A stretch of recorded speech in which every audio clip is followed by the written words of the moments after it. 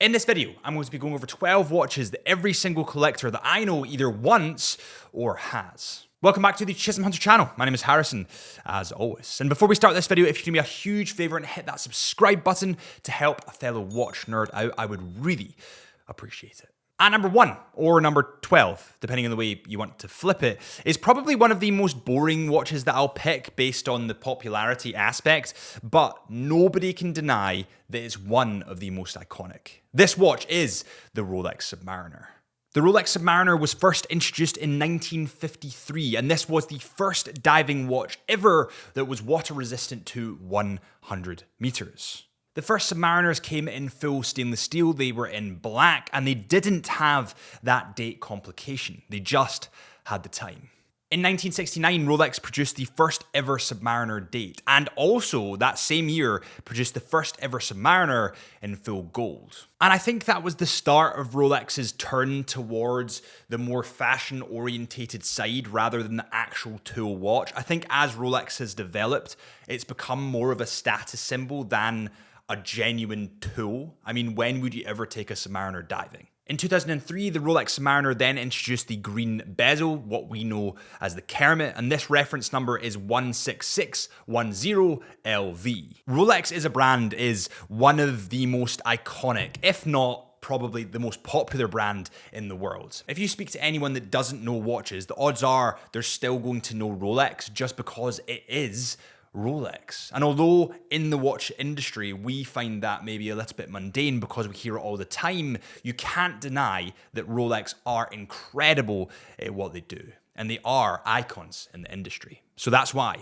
this is number 1. At number 2, we have the Omega Speedmaster, the first watch ever worn on the moon in 1969. Specifically, we're going to pick the Hesalite version here, but if you want the sapphire crystal version, then that's okay. The Speedmaster was first launched in 1957, but the official space journey, the kind of pinnacle of history, actually began in 1965. Since then, the Speedmaster has been used in over 6 lunar landings, and it's earned the nickname, unimaginatively, the Moonwatch. A couple of interesting details about the Speedmaster is, 1, the Hesalite crystal. So they actually used Hesalite instead of sapphire crystal glass in the space shuttle, because if you can imagine sapphire crystal glass shattering, there'd be very sharp shards. Now that sharp shard of sapphire crystal might pierce a hole in the spacesuit, but Hesalite is a lot softer and it wouldn't shatter. It'd more just kind of like pop out or graze, and that's why it was a lot safer to use in the space mission. The sapphire crystal glass version, or the sapphire sandwich, is definitely the more popular of the two, because I feel like in society nowadays, it just kind of makes more sense. It doesn't scratch as much, and none of us are kind of putting it through the stresses that people that were going into space might have. At number 3, we have the AP Royal Oak. The man Gerald Genta himself designed this model, and it blew the industry away. Its futuristic design still resonates across the board in every single watch you probably will see, and it's just such an iconic design. I mean, look at the other watches in the industry that have come out since then. You've got the Tissot PRX, you've got the Vacheron Constantin Overseas, you've got the IWC Engineer, you've got the Christopher Ward 12. All of these watches take a ton of inspiration from the AP Royal Oak just because of how incredible it is. The very first Royal Oaks to come to market were released in 1972, and they had the model number 5402ST. There was only 1,000 pieces of these actually produced in 1972, and at the time they were a little bit obscure. It was almost like having an electric car back in the 1950s. It was a little bit too futuristic for its time, but that's why it's gained so much popularity over the years and become such a staple in the industry. Since then, the Royal Oak has spread across the world into tons of different variations, sizes, golds, and it has become one of the Holy Trinity, the pinnacle of watchmaking. That's what this design has made AP. At number 4, released in 1931, we have the GLC Reverso, the watch that literally can swap sides and you have a different face. And this was actually Christian Bale's watch in Batman.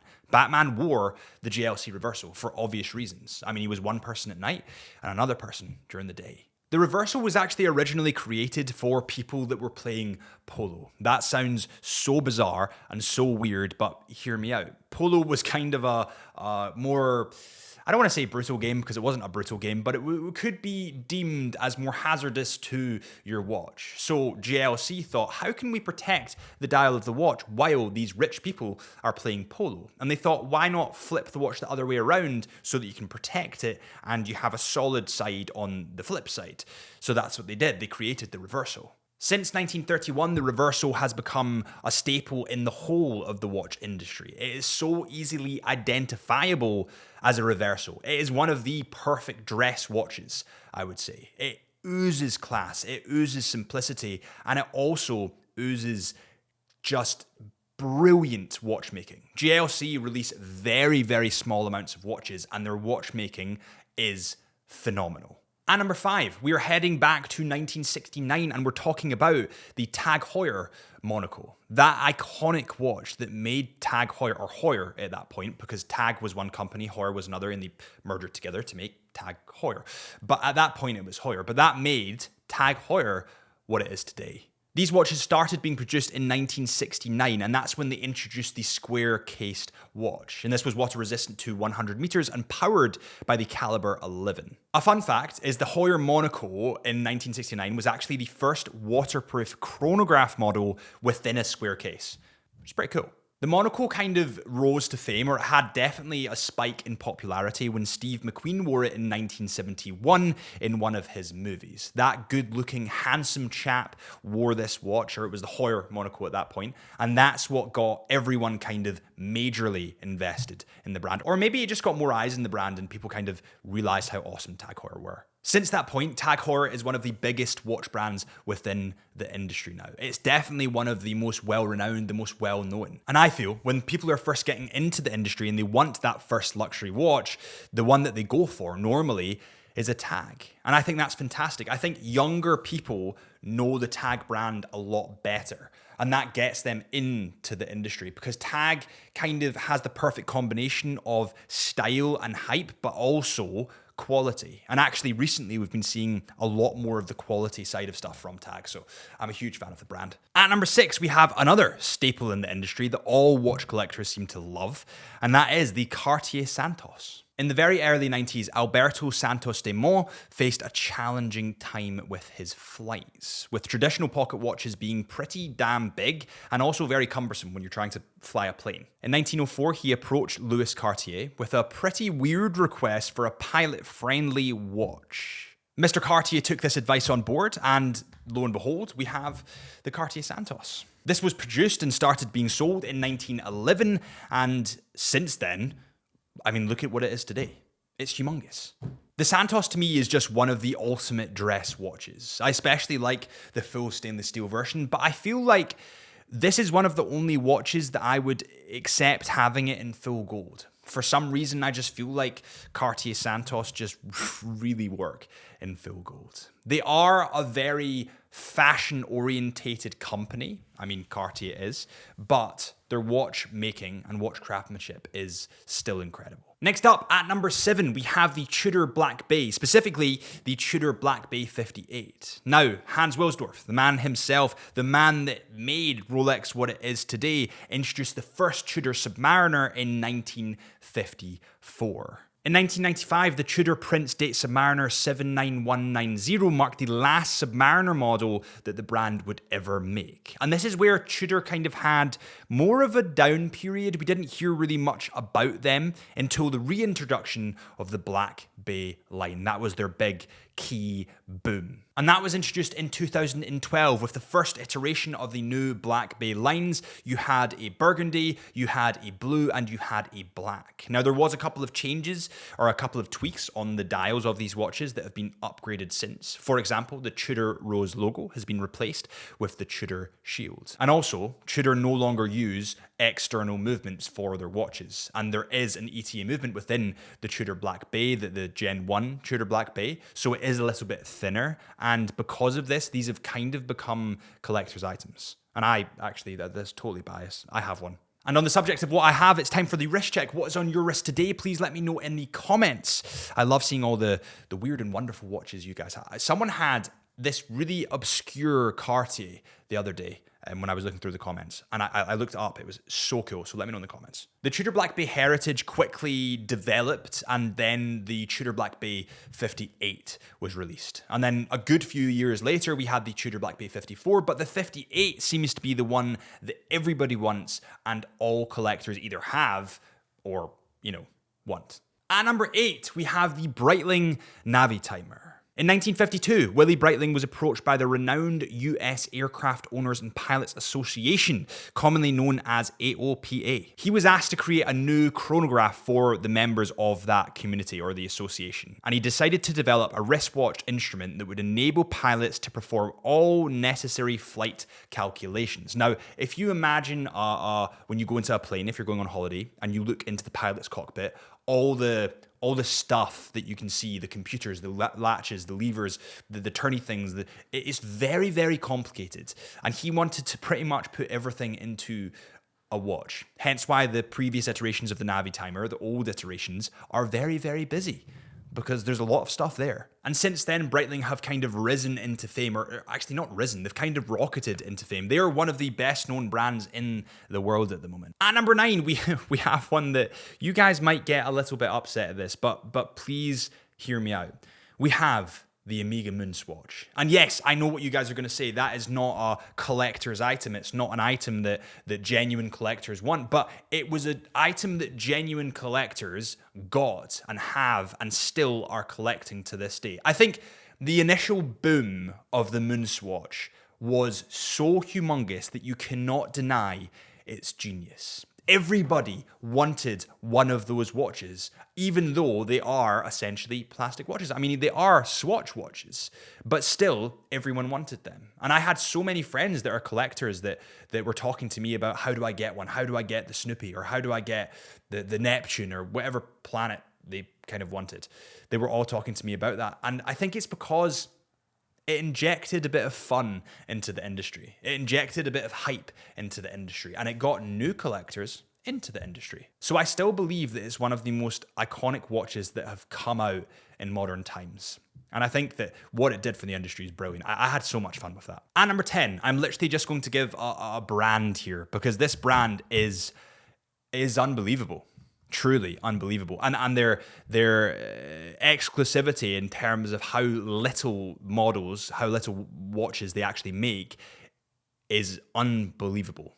The brand, of course, is a Lange Söhne. And that's how you actually say it. I normally say a Lange Söhne, but it's a Lange Söhne. The company was originally founded by Ferdinand Adolf Lange in Glashütte in Saxony in 1845. The original A. Lange Söhne was actually nationalized and pretty much died. It didn't exist anymore in 1948. And this was following the occupation of the Soviet Union after World War II. Since then, of course, A. Lange Söhne has been absolutely revitalized, and everybody loves that brand. And it's not just about the kind of pretty unique case shapes and designs that they go for. Very simplistic, very, very German looking designs that they go for. It's about the movements and the different types of metals they use. I mean, they use a metal called honey gold, which is exclusive to A. Lange Söhne, and that is incredible. They also have the twice as better motto, and I'm not sure if you guys have heard of this, but essentially what they do is they'll build a movement. It might take them 6 months to a year to build this movement. After they've built the movement and they know it works, they'll strip it all down and then they'll build it again, just to make sure everything is perfect. And that's partially why their numbers are so low. They only produced about 5,000 or 6,000 watches a year. 5,000 or 6,000. And that's for a global, huge company that have incredible amounts of hype. I mean, there's no wonder that they're so giant at the moment. Everyone just wants one. At number 11, we have, again, another brand, but I could go down the specific watch route, but another brand. It's Casio. Specifically, let's go for the F91W, but you could probably select pretty much any Casio that you'd like. I feel like every collector has a Casio because it's Casio. They're affordable, they're functional, they're durable, they're awesome, they're colorful. They hit every category that a watch collector could ever want. The company was founded and created in 1946 in Tokyo, and I do have I was doing some research, and I do have the name of who founded it, but I don't want to offend anyone, and I don't want to butcher that, and I am heavily dyslexic. I'm going to leave that here. Now, interestingly, in 1946, they actually invented a finger ring, which means you could suck cigarettes down to the butt, down to the nub of the cigarette, so that you didn't burn your hand when you had it between your fingers. So you could suck the ring and it would go down to the nub. They invented that. Casio invented that. Bizarre, I know. If you actually look at the Casio company in general, it's humongous, and they've been involved in so much stuff. I mean, watches is one slither of what they're actually involved in, and they've become such a awesome brand within the industry for creating extremely affordable, extremely durable watches. At number 12, we have the Vacheron Constantin Overseas. And by the way, before I get into some of the history, did you guys see the new Overseas green dial, full gold?